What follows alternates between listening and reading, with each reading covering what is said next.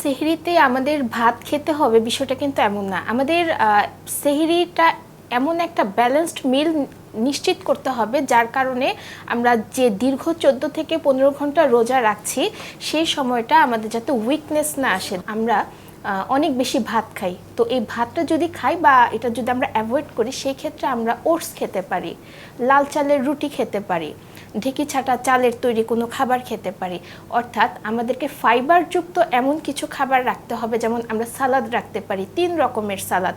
বিশ্বের নানা প্রান্ত থেকে রেমিটেন্স লেনদেনে নগদ নিয়ে এলো হার নামানা হার অফার। সর্বনিম্ন 10,000 টাকার রেমিটেন্স নগদে পাঠালে স্বর্ণের হার জেতার সুযোগ। সেখানে হচ্ছে রেড, গ্রিন, ইয়েলো, অরেঞ্জ এরকম 3 থেকে 4টা কালার মিক্স করে যখন আমরা সালাদ রাখবো বা কোনো সবজির আইটেম রাখবো, সেটা কিন্তু আমাদের বডিতে ধীরে ধীরে শোষিত হবে।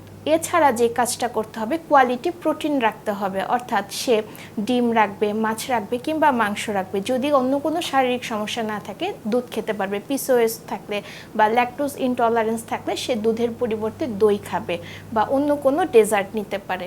এভাবে করে যখন সে তার মিলটা ম্যানেজমেন্ট করবে, অর্থাৎ ব্যালেন্স নিউট্রিশন থাকবে, তখন কিন্তু সে দীর্ঘক্ষণ এনার্জিটা পাবে।